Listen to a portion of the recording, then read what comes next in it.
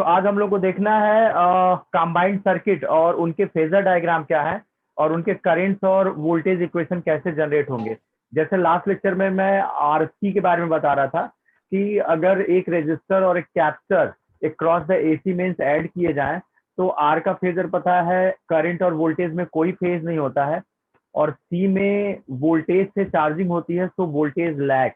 अब इन दोनों का कंबाइंड अगर हमें फेजर चाहिए तो वो कंबाइंड फेजर आपको करंट और वोल्टेज और फेज का इक्वेशन बता देगा इन द आरसी। तो यहाँ आई तो कॉमन है, जैसे इसको पूरा करें तो ये हो जाएगा एसी मेंस उठा के हमने ऐड कर दिया across the RC and F frequency है, 2 पाई मल्टीप्लाई करेंगे तो ओमेगा फ्रीक्वेंसी है, R is the component value, C is the component value, and voltage in R is the VR, voltage in C is the VC, resistance offered by R is the R, resistance offered by C is the XC. combined resistance offered जो होता है उसको यहाँ impedance कहते हैं, impedance Z, resistor का resistance offered R होता है, कैपेसिटर का रेजिस्टेंस ऑफर्ड XC होता है, इंडक्टर का रेजिस्टेंस ऑफर्ड एक्सियल होता है, मिक्स्ड सर्किट का रेजिस्टेंस ऑफर्ड इंपीडेंस होता है जेड। यूनिट तो वही ओम ही है लेकिन यहाँ जेड कहते हैं the overall resistance offered by the component used in AC circuit. तो हमने आर का फेजर बनाया था, सी का फेजर बनाया था, दोनों में करंट कॉमन कर लीजिए। एक वोल्टेज विथ आई है और एक वोल्टेज 90 डिग्री बिलो है, तो यहाँ दो वोल्टेज हो गई। इन दोनों वोल्टेज का रिजल्टेंट आप ढूंढेंगे तो कुछ ऐसे मिलेगा, मींस सी सर्किट में net current is this and net voltage is this.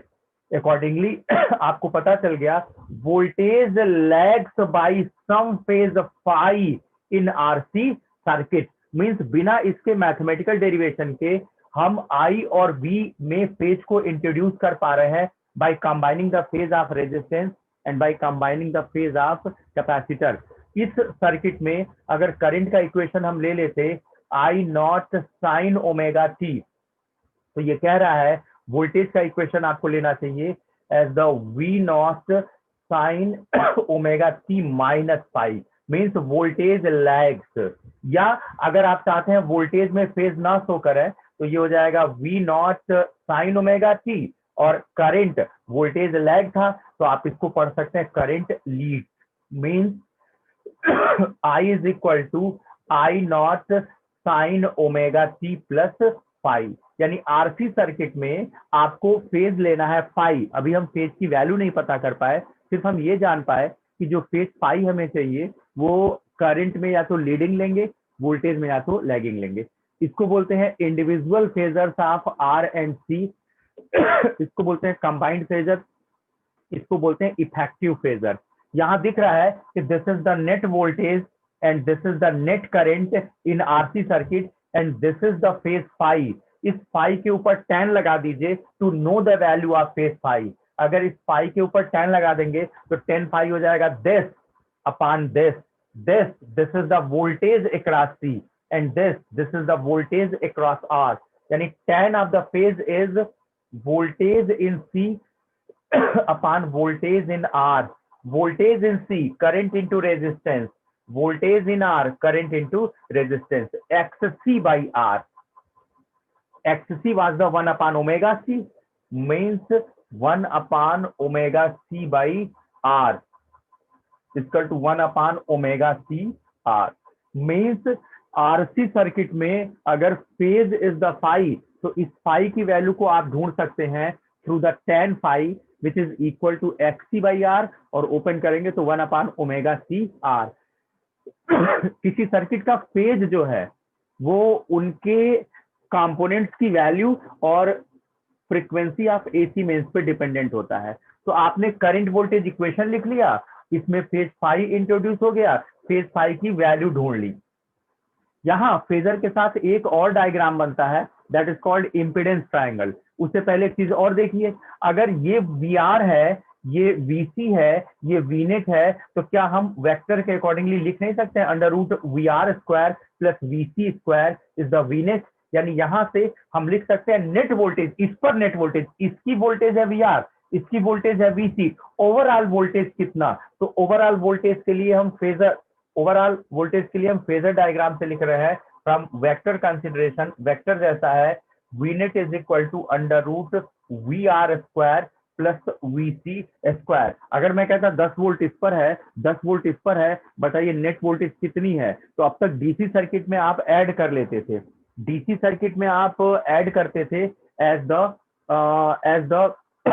10 plus 10 that is 20, लेकिन अभी क्या है 10 प्लस 10 20 नहीं है, अभी आपके पास है under root 10 square plus 10 square that is 10 root 2। तो यहाँ हमारे पास under root VR square plus VC square is the net voltage. अगर इसमें VR वोल्टेज है, इसमें VC वोल्टेज है, तो net voltage will be the under root VR square plus VC square. थोड़ा सा आगे बढ़ लेते हैं। V net is equal to, ये खुल जाएगा I स्क्वायर R स्क्वायर से, ये खुल जाएगा I स्क्वायर XC स्क्वायर से। नाउ I स्क्वायर कॉमन लेंगे तो बाहर निकल कर आएगा, तो I इधर फेंकेंगे तो V net by I, net voltage upon current, ये हो जाएगा under root R square plus XC square. By default voltage upon current is the resistance, or resistance offered here is called the impedance Z, means impedance offered by the circuit Z is net voltage divided by net current। और या तो फिर आप पा सकते हैं under root R square plus XC square. This is the resistance offered by this AC circuit in which resistance and capacitor are connected in series. यहाँ इस फेजर के साथ साथ एक इम्पीडेंस ट्रायंगल आता है। तो इम्पीडेंस ट्रायंगल कैसे बनेगा, देखिए क्या ये एक राइट एंगल ट्रायंगल जैसा नहीं है।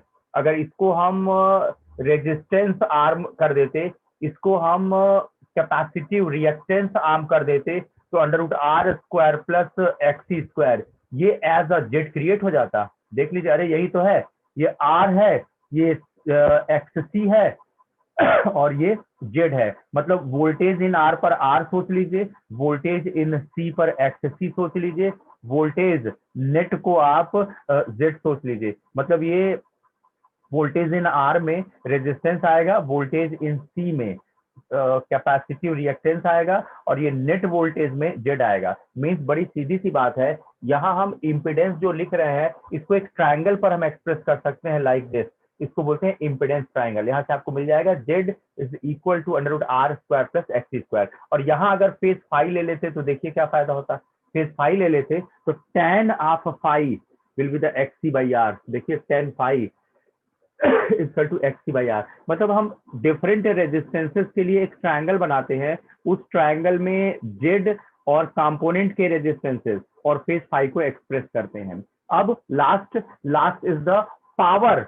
आपको पता है एसी सर्किट में पावर लॉस का फार्मूला होता है P bar is equal to VRMS into IRMS into cos pi, VRMS into IRMS into cos pi. अब VRMS तो आपको यहां से पता चल जाएगा, ये V not by root two. IRMS आपको यहां से पता चल जाएगा I not by root two. Cos pi कैसे पता चलेगा, where cos pi is called power factor. मान लेते हैं इसको सॉल्व किए, फाई आ गया 30 डिग्री, तब तो वही फाई यहाँ यूज हो जाएगा। मान लेते हैं 10 फाई इज इक्वल टू कुछ ऐसे आ गया, 10 फाई इज इक्वल टू 2.5, तो 10 फाई इक्वल टू 2.5, तो फाई तो नहीं पता चला ना, फाई नहीं पता चला तो कॉस फाई नहीं पता चलेगा। यहाँ इस इम्पिडेंस ट्रायंगल में आप कॉस अप्लाई कर दीजिए ओवर द फाई, कितना हो जाएगा, कॉस पाई हो जाएगा, base upon hypotenuse that is R by Z. Means power factor का फार्मूला होता है R by Z. RC circuit में जेड की वैल्यू आप निकाल चुके थे, जेड निकाल चुके थे, तो जेड इज नोन, आर तो कंपोनेंट वैल्यू है, दिया ही है। इस तरीके से आपको पावर फैक्टर की वैल्यू मिल जाएगी। पावर फैक्टर की वैल्यू 0 to 1 के बीच में आती है। तो ये था आरसी सर्किट। जो भी हम टीवी फ्रिज कूलर कंप्यूटर में टाइम सेट करते हैं, वो टाइम हमें यहाँ आरसी सर्किट से डिसाइड करना होता है। ये किसी भी सर्किट में सीरीज में अगर हम लगा देंगे तो वहां ये टाइम को कंट्रोल करेगा, सर्किट को स्विच ऑन या स्विच ऑफ करेगा। तो यहाँ फिलहाल हम ये कह रहे हैं कि अगर हमने एसी मेंस पर आरसी को ऐड किया तो कितना करंट इक्वेशन, कितना वोल्टेज इक्वेशन, कितना फेज, कितना रेजिस्टेंस ऑफर्ड और कितना पावर, तो हम ये कह रहे हैं कि आर का फेजर और सी का फेजर स्टिक टुगेदर करने पर आपको आरसी का कंबाइंड फेजर मिल जाएगा। कंबाइंड फेजर से इफेक्टिव मिल जाएगा, इफेक्टिव से करंट वोल्टेज मिल जाएगी, और कंबाइंड में वापस लौटेंगे तो फाई के ऊपर 10 लगाएंगे तो आपको 10 फाई से फाई की वैल्यू मिल जाएगी। और वेक्टर के अकॉर्डिंगली देखिए, ये वी आर है, ये वी सी है, ये वी नेट है, तो V net is equal to under root V C square plus V R square. तो आपको नेट वोल्टेज मिल जाएगी। यहां से नेट वोल्टेज मिलने के बाद वोल्टेज इन आर ओपन कर दीजिएगा, वोल्टेज इन सी ओपन कर दीजिएगा, अरेंज कीजिएगा तो आपको जेड मिल जाएगा। जेड मिलने के बाद आप इंपेडेंस ट्रायंगल बनाएंगे तो वहां से कॉस फाई मिल जाएगा, पी बार में पुट कर देंगे तो आपको एवरेज पावर डिसिपेशन पता चल जाएगा इन द सर्किट। ये था आरसी, यानी 3 सर्किट हमने पूरी की, pure resistive, pure capacitive, pure inductive and RC circuit. आ जाइए एलआर सर्किट। एक इंडक्टर और एक रेजिस्टर को हम कनेक्ट करेंगे तो this will be the LR circuit. अब इसके लिए देखना है करंट इक्वेशन कितना, वोल्टेज इक्वेशन कितना, फेज कितना, नेट वोल्टेज कितना, नेट रेजिस्टेंस ऑफर्ड कितना एंड सो ऑन। तो यहां हमारे पास है एल आर सर्किट। इसमें एक इंडक्टर और एक रेजिस्टर को उठा के हम ऐड कर लेते हैं इन अ सीरीज, और एसी मेंस के साथ इसको ऐड कर देते हैं। जैसे ही एसी मेंस के साथ ऐड करते हैं, ये कंपोनेंट में आर है, ये कंपोनेंट में एल है, voltage in R V R है, voltage in L V L है, इसका जो रेजिस्टेंस ऑफर्ड है आर है, इसका जो रेजिस्टेंस ऑफर्ड है एक्सएल है। अब जैसे ही ये जोड़ा गया होगा, एक करंट फ्लो हुई होगी किसी इंस्टेंट पर, लाइक दिस, सर्कुलेट करके निकल गई होगी। अब हमें आर का फेजर पता है, आर का फेजर इज दैट करंट और वोल्टेज में कोई फेज नहीं होता है, तो आर का फेजर हो गया प्लस एल का फेजर। एल का फेजर होता है करंट से मैग्नेटाइज होता है, करंट लैग्स, ये एल का फेजर हो गया। अब इन दोनों को इकट्ठा करेंगे तो कंबाइंड फेजर बनेगा। वहीं से पता चलेगा कि इस सर्किट में करंट और वोल्टेज में किसमें लीडिंग है, किसमें लैगिंग है, और फाई की वैल्यू कितनी है। ध्यान से देखिए, करंट इसमें सेम है और इसमें करंट अलग अलग लाइन पर पड़ गई है, तो इसको घुमा लीजिए। इसको घुमाने का मतलब हम कह रहे हैं करंट लैग्स, तो क्या इसको ऐसे लिखे तो नहीं चलेगा, करंट लैग्स या वोल्टेज लीड। ऐसा कर लेने का बेनिफिट ये होगा कि दोनों में, आर में और एल में सेम करंट हो जाएगी, एक ही एरो पर करंट हो जाएगी, क्योंकि एक ही लाइन में तो करंट है, सीरीज में वैसे भी करंट सेम होती है। तो इसको हम करंट लैग याद करके बनाए थे, हम कह रहे हैं वोल्टेज लीड बना लीजिए। वोल्टेज लीड बना लेंगे तो ये ऐसे दिखेगा आपको। और अब आई और आई का कॉमन एरो कर लीजिएगा, आई और आई का एरो कॉमन हो गया। और अब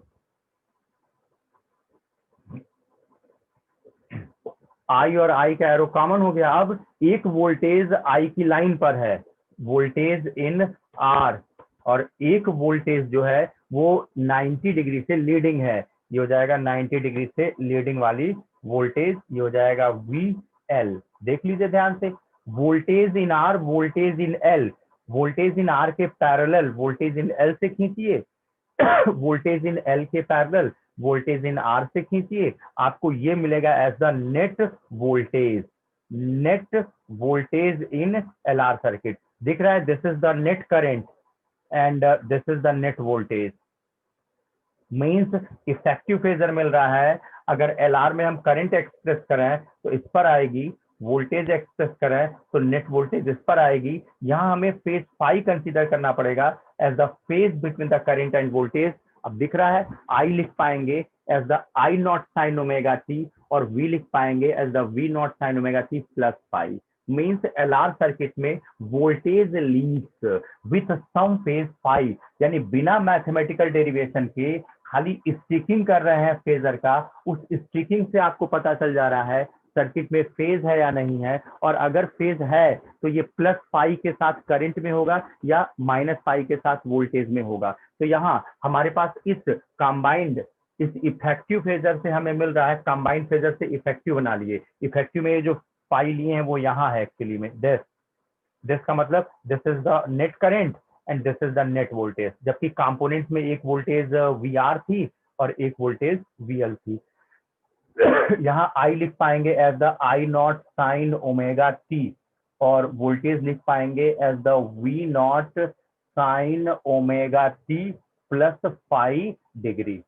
आप डिस्कशन से ये ले आए कि वोल्टेज लीड, इसको ऐसे बनाए तो भी कोई दिक्कत नहीं होगा कि वोल्टेज में कोई फेज ना जाए, तो करंट को लैग दिखाना होगा with the phase 5, means voltage leads by 5 या करंट लैग्स बाय 5, एक ही बात है। इस पर करंट हो जाएगा, इस पर वोल्टेज हो जाएगा, दिस इज 5 डिग्री। मीन्स इस इक्वेशन को हम ऐसे भी लिख सकते हैं कि वोल्टेज में हम फेज ना लें, that is V not sine omega T, और करंट में हम ले लें फेज, तो हो जाएगा I not sine omega T minus 5। Means voltage को या तो लीडिंग कह लें विथ फेज 5 या करंट को लैगिंग कह लें विद द फेज 5। तो करंट वोल्टेज इक्वेशन मिल गया। फाई की वैल्यू कैसे मिलेगी? कंबाइंड फेजर पर आइए, कंबाइंड फेजर पर आने के बाद फाई के ऊपर 10 लगा दीजिए, ये हो जाएगा 10 फाई, 10 फाई हो जाएगा हमारे पास this upon this, this is the voltage in L and this is the voltage in R, voltage in L upon voltage in R, voltage in L हो जाएगा I axial, voltage in R हो जाएगा I R, ये मिल जाएगा axial by R, axial होता है omega L by R। Means जो LR circuit होगी उसमें फेज 5 होगा, उस फेज 5 की वैल्यू अगर निकालना होगा तो आप फॉर्मूला यूज करेंगे 10 phi is equal to XL by R. XL open कर सकते हैं ओमेगा इंटू एल में, यानी फेज जो होता है वो कंपोनेंट की वैल्यू और एसी मेंस की फ्रीक्वेंसी पर डिपेंडेंट होता है। ठीक है, तो ये फेज हम लोगों ने अपने मन से इंट्रोड्यूस कर लिया था जब हम एसी सर्किट स्टार्ट कर रहे थे, और जब हम डिफरेंट कंपोनेंट से सर्किट डिजाइन करने लगते हैं तो हम तुरंत बता सकते हैं कि जो सर्किट डिजाइन होगी to work over the alternating current, to work with the alternating current, उसमें करंट और वोल्टेज में कितना फेज लेना होगा। फेज ले लेने का बड़ा सीधा मतलब है कि जो करंट और वोल्टेज है वो एक साथ जीरो नहीं होंगी, एक साथ डायरेक्शन नहीं चेंज करेंगी, मीन्स उनके बीच में वैल्यू का डिफरेंस है। अगर एक मैक्सिमम होता है तो जनरली एक थोड़ा कम होता है, एक जीरो होता है तो एक प्लस या माइनस होता है। तो this is the phase, phase का मतलब है variation in current and voltage. तो आपको करंट वोल्टेज इक्वेशन मिल गया, फेज मिल गया, अब क्या चाहिए? अब इस कंबाइंड फेजर पर वापस आइए, तो under root V R square plus VL square will be the net voltage, यानी इसमें वोल्टेज वी आर है, इसमें वोल्टेज वीएल है, तो net voltage across circuit will be the under root V R square plus VL square. DC होता था तो उसमें V one plus V two लिखते थे, एसी होता है तो under root V one square plus V two square आता है। तो अगर एक वोल्टेज वी आर है, एक वोल्टेज वीएल है, तो net voltage across across the components or net voltage in AC circuit is the under root VR square plus VL square. तो इससे नेट वोल्टेज निकल जाएगी, वी आर ओपन हो जाएगा आई आर से, वी एल ओपन हो जाएगा आई XL से। ठीक है, ओपन कर दिए, और अभी आई स्क्वायर कॉमन लीजिए, रूट के बाहर होके आई हो जाएगा, इधर आएगा। Now you get V net by I end voltage upon current is the resistance, यहाँ रेजिस्टेंस को इम्पिडेंस कहते हैं। तो this is the under root r square plus xl square. Now this is the z. Z is equal to under root r square plus xl square. ये overall resistance offered by the circuit है called impedance। जब impedance आ जाता है तो एक triangle बनाते हैं called the impedance triangle। देखिए राइट एंगल ट्रायंगल पर एक्सप्रेस हो जाएगा। मीन्स अगर हम एक ऐसे ट्रायंगल बना लेते, इसको बेस वाले को r कह लेते, इसको एक्स एल कह लेते, इसको जेड कह लेते, तो ये वाला जस्टिफाई हो जाता। Z is equal to under root R square plus XL square. और फाई के लिए इसको फाई कह लेते, अगर इसको फाई कह लेते तो देखिए 10 over the phi XL by R, देखिए एक्सएल बाई आर। तो this is the impedance triangle, this is the phasor diagram and this is the impedance triangle diagram. Impedance triangle में कंपोनेंट्स के जो रेजिस्टेंसेज हैं और जो ओवरऑल रेजिस्टेंस ऑफर्ड है के बीच आप एक रिलेशन पाते हैं in terms of a triangle. Last, इसमें पावर कैसे निकलेगा? पावर आप हमेशा जानते हैं कि कोई भी एसी सर्किट हो, पावर लॉस का फार्मूला है P bar is equal to V R M S into I R M S into cos phi. V R M S आपको यहां से पता चलेगा, जब ये इक्वेशन लिख देंगे आप तो V not by root two से वी आर एम एस पता चल जाएगा, I not by root two से आई आर एम एस पता चल जाएगा। और कॉस फाई के लिए आप आ जाइए यहाँ, इसमें आ जाइए, इम्पिडेंस ट्रायंगल में आ जाइए, चाहे यहाँ आ जाइए, cos over the phi apply करेंगे तो हो जाएगा आर बाई जेड, यानी कि पावर फैक्टर का फार्मूला है आर बाई जेड। 1 मार्क्स में हर साल पूछता है कि पावर फैक्टर निकालना है, पावर फैक्टर का फार्मूला होता है आर बाई जेड। आर तो डायरेक्ट आपको पता होता है, जेड देख लीजिएगा कौन सी सर्किट है, जैसे ये एल आर है तो एल आर का जेड है under root R square plus XL square.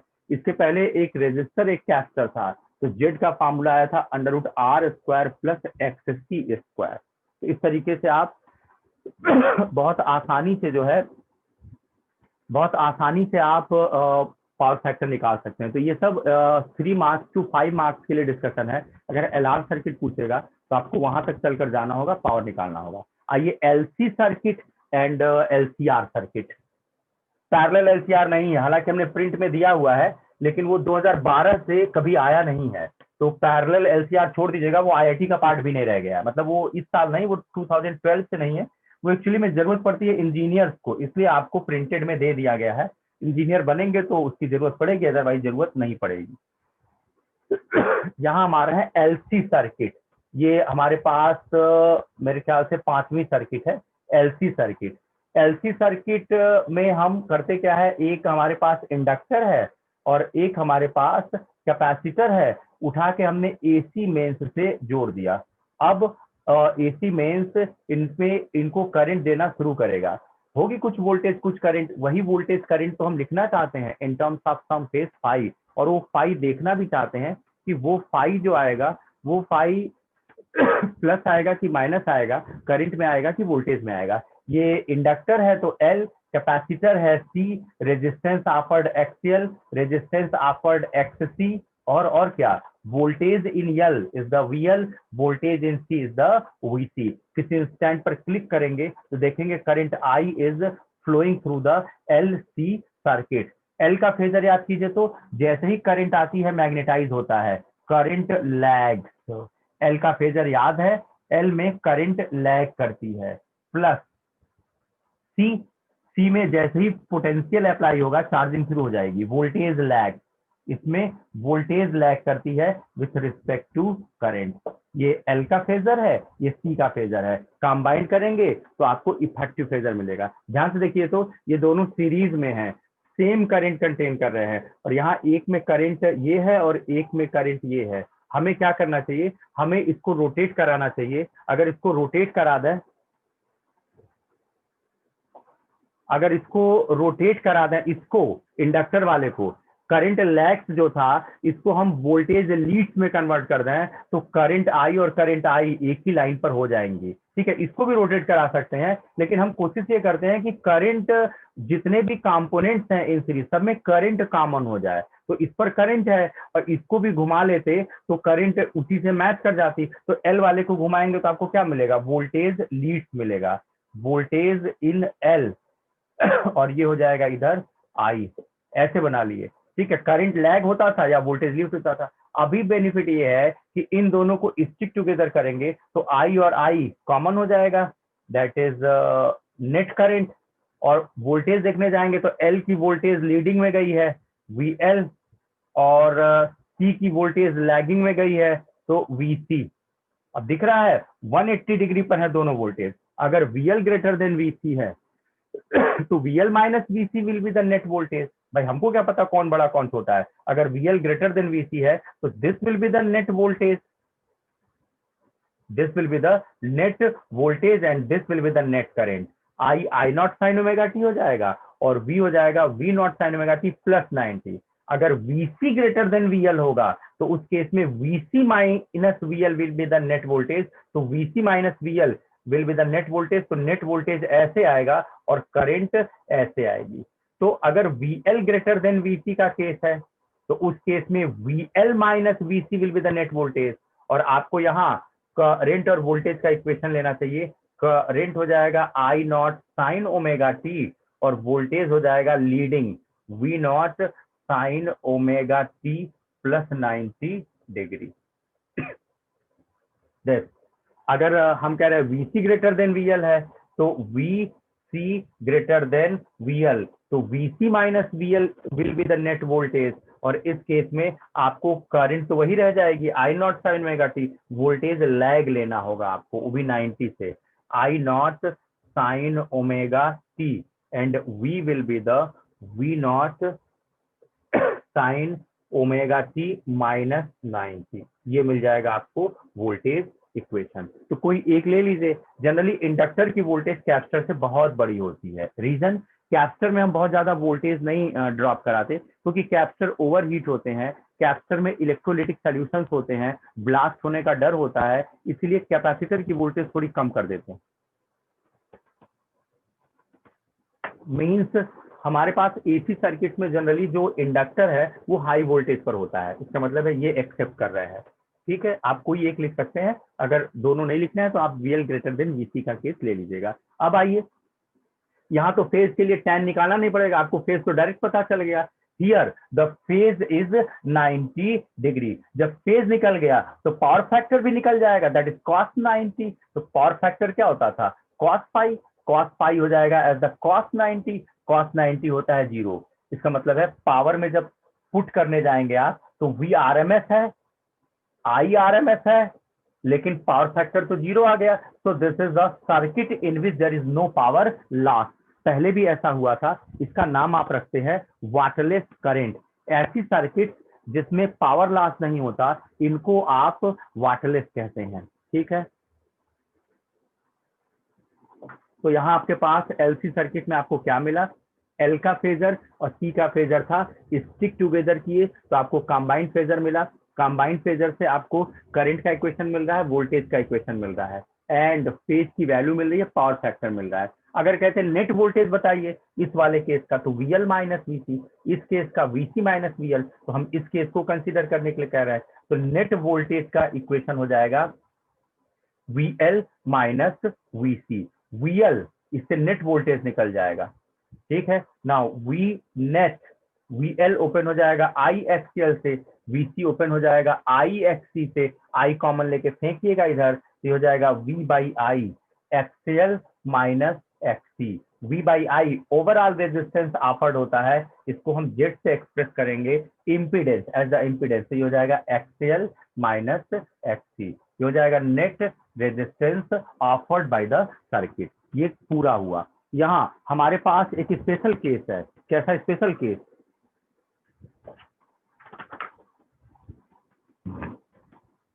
Special case ये है कि अगर XL इक्वल टू XC हो जाए तो इम्पीडेंस ऑफर्ड तो 0 हो जाएगा। मतलब मैं कहता this is 10 ohm, this is 10 ohm, net resistance बताएं तो देखना क्या आ रहा है, 10 माइनस 10 0।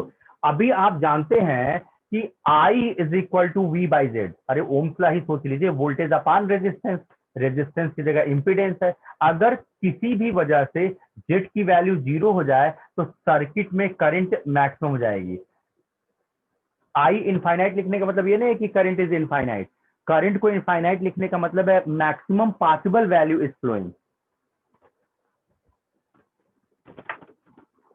यानी अगर हम ऐसा करें कि LC सर्किट में एक्सीएल और XC same component, same resistance value show करें, मतलब एक्सीएल और XC बराबर आ जाए किसी की वजह से, तो आपको जेड क्या मिल जाएगा, जेड 0 मिल जाएगा। जेड 0 मिलते ही सर्किट में करंट मैक्सिमम हो जाएगी। इसको बोलते हैं condition of resonance, condition of resonance. Condition of resonance क्या होती है, हम सर्किट के ओवरऑल इंपेडेंस को अरेंज करके 0 कर देते हैं। अगर ऐसा कर देते हैं तो सर्किट में हाईएस्ट पॉसिबल करंट फ्लो कर सकती है, इसको हम रेजोनेंस कहते हैं। अब ये होगा कैसे, जरा ध्यान से देखिए तो जेड टू 0 तब आएगा ना जब एक्सएल इक्वल टू XC होगा। इसका मतलब है कंडीशन ऑफ रेजोनेंस या condition in which current in the circuit can be maximum. Condition of resonance या सर्किट में करंट के मैक्स होने की कंडीशन क्या है, condition XL is equal to XC। XL खोल दीजिए ओमेगा L, XC खोल दीजिए 1 upon omega C। Cross multiplication में ओमेगा इधर लेके आइए, हो जाएगा ओमेगा स्क्वायर, एल को उधर लेके जाइए, हो जाएगा एल सी। ओमेगा हो जाएगा यहाँ से 1/√LC, ओमेगा खुल जाएगा 2 पाई एफ से, फिर F is the frequency of AC mains. Means यहाँ ओमेगा स्क्वायर 1/LC आया है, तो ओमेगा हो जाएगा 1/√LC। ओमेगा खुल जाएगा 2 पाई एफ से इक्वल टू 1/√LC। यहाँ से एफ हो जाएगा 1/2 pi root LC। 1/2 pi root LC is called natural frequency of the circuit denoted by F0। यहाँ दो फ्रीक्वेंसी है, इधर लेफ्ट हैंड साइड में एसी मेन्स की फ्रीक्वेंसी है, राइट हैंड साइड में डिवाइस की फ्रीक्वेंसी है। When the frequency of AC mains is matching with the frequency of components, then in this case XL become equal to XC or Z become equal to 0 and current becomes the maximum 1। मतलब हम कैसे, जैसे हम अगर इसकी frequency different frequency set करें तो एक फ्रीक्वेंसी इसकी ऐसी है जो इसकी नेचुरल फ्रीक्वेंसी से मैच कर जाएगी। जैसे इसकी फ्रीक्वेंसी से मैच करेगी, इसका नेट रेजिस्टेंस ऑफर 0 हो जाएगा। नेट रेजिस्टेंस ऑफर 0 होते ही करंट मैक्स हो जाएगी। इसको कहते हैं कंडीशन ऑफ रेजोनेंस। एग्जांपल ले लीजिए, आप जब अपने मोबाइल से किसी अदर का मोबाइल नंबर डायल करते हैं तो उसकी रिंग बजती है। क्यों? आप जब अपने मोबाइल में किसी अदर का मोबाइल नंबर डायल करते हैं तो एक्चुअली में वो मोबाइल नंबर एक फ्रीक्वेंसी पैकेट है। आपने अपने मोबाइल की फ्रीक्वेंसी जिस पे नंबर डायल किया, अपने मोबाइल की फ्रीक्वेंसी उस मोबाइल के बराबर कर दी जिससे आप बात करना चाहते थे। बेनिफिट, इस फोन का डेटा उस फोन का डेटा इस फोन, मतलब इनके बीच एक रिजोनेंस इस्टेब्लिश हो गया। कैसा resonance? Frequency of your mobile become equal to the frequency of that mobile जिस पर आप बात करना चाहते थे। फ्रीक्वेंसी मैच होते ही रेजिस्टेंस ऑफर 0 हो गया और रेजिस्टेंस ऑफर 0 होते ही रिंग बज गई। ठीक है, वो रिंग उसी मोबाइल में थी, वो इसलिए नहीं बज रही थी क्योंकि रेजिस्टेंस ऑफर मैक्सिमम था। आपने जब रेजोनेंस का क्राइटेरिया पूरा किया, आपने जब उस मोबाइल से कनेक्ट किया अपने आप को, अपने मोबाइल को, तो जैसे ही कनेक्ट किया आपने अपने मोबाइल की फ्रीक्वेंसी उस मोबाइल की फ्रीक्वेंसी से मैच करा दी। फ्रीक्वेंसी मैच होते ही resistance offered for these two 0 हो गया और रेजिस्टेंस 0 होते ही करंट मैक्स हो गई और तुरंत रिंग बज गई। आप देखते हैं वो एफएम कैसे ट्यून करते हैं, आप रेडियो एफएम, आप एफएम या मोबाइल को सर्चिंग मोड में डाल देते हैं, वो अपनी फ्रीक्वेंसी डिफरेंट फ्रीक्वेंसी में सेट करता है। वो अपनी फ्रीक्वेंसी 0 to इनफाइनाइट के बीच में चेंज करने लगेगा मोबाइल। अब जिस फ्रीक्वेंसी आप मोबाइल पर, मतलब जब आप सर्चिंग मोड में मोबाइल को रखते हैं तो मोबाइल अपनी डिफरेंट फ्रीक्वेंसी चेंज करता है।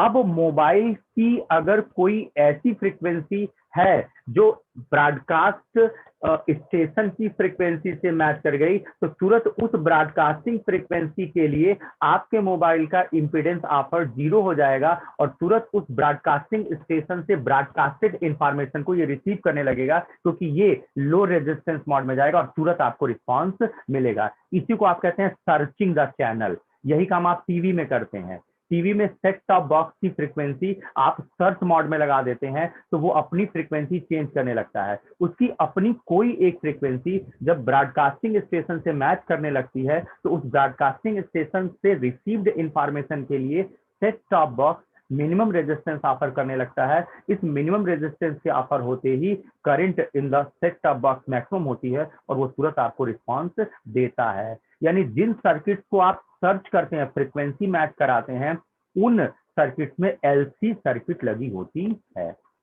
यानी एलसी क्या करता है? एलसी फ्रीक्वेंसी मैच करता है। वो जो रिमोट आप यूज करते हैं वो फ्रीक्वेंसी मैचिंग है। रिमोट से जनरेटेड इंफॉर्मेशन सामने की रिसीविंग सर्किट की फ्रीक्वेंसी से मैच करती है। इसलिए तो एक टीवी का रिमोट दूसरे टीवी में नहीं लगता, कारण कि अगर फ्रीक्वेंसी नहीं मैच है तो उस केस में रेजिस्टेंस ऑफर 0 नहीं होगा। अगर रेजिस्टेंस या इंपीडेंस ऑफर 0 नहीं होगा तो एसोसिएट करंट भी मैक्सिमम नहीं होगी। एक रिमोट एक टीवी के साथ इसलिए काम कर रहा है because it is in resonance. ये रिजोनेंस में है। एक टीवी का रिमोट दूसरे टीवी के साथ काम इसलिए नहीं कर रहा है because it is not in resonance. तो रेजोनेंस का क्या मतलब होता है, जिन दो डिवाइसेस के बीच में आपको कम्युनिकेशन चाहिए उनकी फ्रीक्वेंसी मैच होनी चाहिए। अगर फ्रीक्वेंसी मैच है तभी ये कम्युनिकेट कर पाएंगे डेटा। क्यों? क्योंकि जब फ्रीक्वेंसी मैच होती है तो इनके इम्पीडेंस ऑफर्ड एक दूसरे के लिए मिनिमम होते हैं। तो यहाँ एलसी सर्किट में हमने प्रूव किया when the frequency of source matched with the frequency of component. अच्छा, कंपोनेंट की frequency is called the natural frequency, symbolically F not से डिनोट करते हैं, having the value 1/2 pi root L C. पूरा का पूरा कम्युनिकेशन सिस्टम और remote control unit जो होता है या वाईफाई जो सिस्टम है फ्रीक्वेंसी मैचिंग, वो इसी पर डिपेंडेंट होता है। जो पासवर्ड आप देते हैं that is a frequency packet. कहता है पासवर्ड नॉट मैच्ड, तो कंप्यूटर को कैसे पता चला password matched or not matched? जब आपने पासवर्ड बनाया था तो कंप्यूटर ने उसको फ्रीक्वेंसी सिग्नल में कन्वर्ट कर लिया था। अब आपको लॉगिन कराने के लिए वो वापस आपसे वो कोड मांग रहा है। जैसे आप कोड भरेंगे वो अगेन उस फ्रीक्वेंसी पैकेट को रिप्रोड्यूस करेगा और पुराना वाला स्टोर करके रखा है कंपेयर करेगा। अगर ओवरलैप्ड हो गया, मैच्ड हो गया, तो ऑफर्ड रेजिस्टेंस मिनिमम हो जाएगा, सर्किट स्विच ऑन हो जाएगी। अगर नहीं तो तुरंत डिस्प्ले आएगा कि पासवर्ड डजंट मैच। तो एक्चुअली में वो ABCD XYZ 1 2 3 ये सब नहीं जानता, वो फ्रीक्वेंसी पैकेट जानता है। तो जो भी आप लेटर या पासवर्ड बनाते हैं वो एक फ्रीक्वेंसी सिग्नल में कन्वर्ट हो जाता है। अगर वो फ्रीक्वेंसी मैच कर रही है डोमेन से तो ओपन होगा, अदरवाइज वो ओपन नहीं होगा। तो इस तरीके से एलसी सर्किट जो होती हैं वो पासवर्ड मैचिंग या ये डेटा कम्युनिकेशन में यूज होती हैं। दो सर्किट के बीच एलसी सर्किट के थ्रू हम डेटा कम्युनिकेट करते हैं। आ जाइए एलसीआर। एलसीआर में दो बनना चाहिए था, series LCR and parallel LCR. हम दोनों आपको एट अ ग्लांस दिखा दे रहे हैं, पैरेलल एलसीआर आप छोड़ सकते हैं। तो पहले तो आइए सीरीज एलसीआर।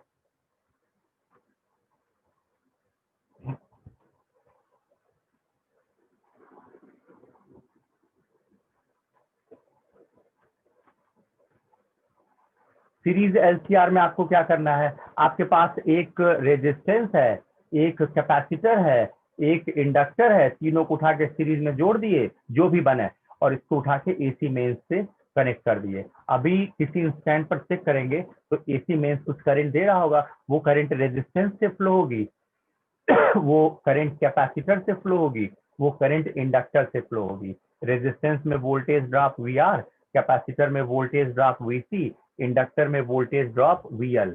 इसका रेजिस्टेंस ऑफर्ड होगा आर, इसका रेजिस्टेंस ऑफर्ड होगा एक्सी, इसका रेजिस्टेंस ऑफर्ड होगा एक्सीएल। अब इसका फेजर बनाएंगे, इसका फेजर बनाएंगे और इसका फेजर बनाएंगे। ठीक है, लेक्चर डिस्कनेक्ट होने वाला है, 1 मिनट से भी कम बचा है। हम लोग देखेंगे इसको कल से। लेते हैं ब्रेक।